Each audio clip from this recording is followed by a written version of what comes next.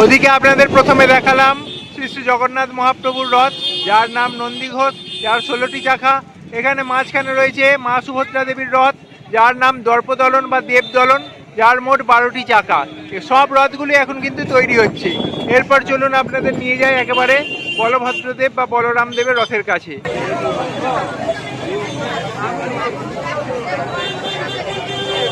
জগন্নাথ দেব, বলরাম দেব এবং সুভদ্রা মায়ের 56 ভোগ রান্না হয়। এই হচ্ছে মন্দির, আর ঠিক এই পাশে হচ্ছে রান্নাঘর।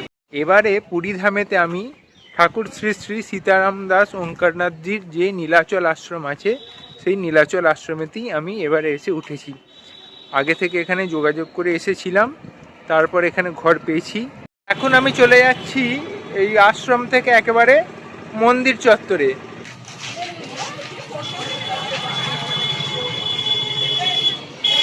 জগন্নাথ মন্দির যেতে এখানে পাতালেশ্বর মহাদেবের একটি মন্দির আছে, এই মন্দিরটিও কিন্তু আপনারা দর্শন করে নেবেন।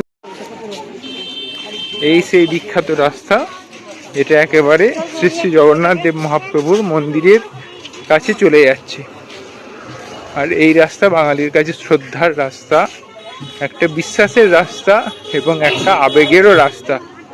অবশেষে হাজির হলাম শ্রী শ্রী জগন্নাথ মহাপ্রভুর একেবারে মন্দিরের সামনে।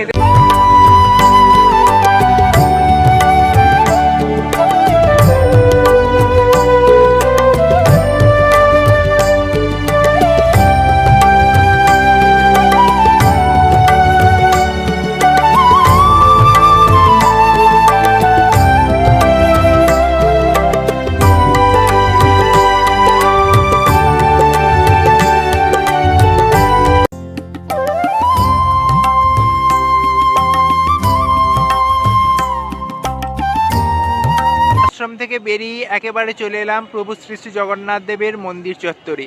এখানে এসে দেখলাম মন্দির চত্বর তো সাজানো হয়েছেই, তার সঙ্গে আগামীকাল যেহেতু স্নান যাত্রা, তার জন্য এখানে ব্যবস্থা নেওয়া হয়েছে। মন্দির ঘুরে নেওয়ার পর ঠিক মন্দিরের পাশেই এখানে তৈরি হচ্ছে জগন্নাথ দেব, বলরাম দেব এবং সুভদ্রা মায়ের রথের রথ। যে রথে করে ওনারা মাসির বাড়ি যাবেন বা গুন্ডিচা মন্দির যাবেন, সেই রথ এখানে তৈরি হচ্ছে। সেই ভিডিও একটু আপনাদের দেখাই। দূরে দেখতে পাচ্ছেন জগন্নাথ দেবের মন্দির, আর তার পাশেই কালকে স্নান যাত্রার ব্যবস্থা করা হয়েছে। আর তার এই পাশেই রয়েছে জগন্নাথ দেবের যে রথযাত্রা আগামী দিনে হবে, কিছুদিনের মধ্যেই সেই জগন্নাথ দেবের রথ তৈরি হচ্ছে। জগন্নাথ দেবের রথের নাম হচ্ছে নন্দীঘোষ, আর এই রথে মোট 16টা চাকা রয়েছে। এখনো রথ কার্য সম্পূর্ণ হয়নি, রথের কাজ পুরোপুরি পুরোদমে চলছে এখানে। তা এই হচ্ছে সম্পূর্ণ রথ। ওদিকে আপনাদের প্রথমে দেখালাম শ্রী শ্রী জগন্নাথ মহাপ্রভুর রথ, যার নাম নন্দীঘোষ, যার 16টি চাকা। এখানে মাঝখানে রয়েছে মা সুভদ্রা দেবীর রথ, যার নাম দর্পদলন বা দেবদলন, যার মোট 12টি চাকা। সব রথগুলি এখন কিন্তু তৈরি হচ্ছে। এরপর চলুন আপনাদের নিয়ে যায় একেবারে বলভদ্রদেব বা বলরাম দেবের রথের কাছে। এই হচ্ছে বলভদ্রদেব বা বলরাম দেবের রথ, যার নাম হচ্ছে তালধ্বজ। এই রথের মোট 14টি চাকা থাকে।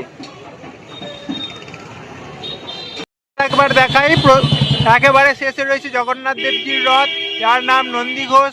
মাঝে রয়েছে সুভদ্রা মায়ের দেবদলন বা দর্পদলন রথ, আর একেবারে প্রথমে রয়েছে শ্রী শ্রী বলরাম দেবের তালধ্বজ রথ।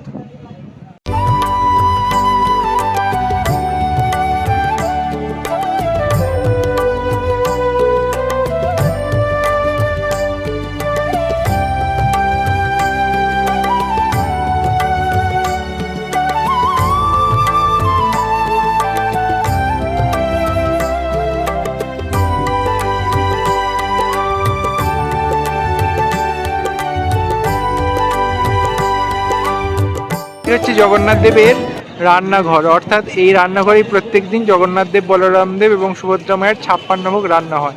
এই হচ্ছে মন্দির, আর ঠিক এই পাশে হচ্ছে রান্নাঘর। বাইরে থেকে যতটা দেখানো যায় ঠিক আপনাদের দেখিয়ে দিলাম। মন্দির চত্বর তো খুব সুন্দরভাবে সাজানো গোছানো। মন্দিরের সিংহদ্বারের ওইখানে এতক্ষণ পতিত পাবন মূর্তি আপনাদের দর্শন করালাম। এবার মন্দিরের যে দক্ষিণ গেট আছে বা দক্ষিণ দুয়ার আছে, এই দক্ষিণ দুয়ারে আপনাদের যে হনুমানজির মূর্তি আছে সেটা একটু দেখাই।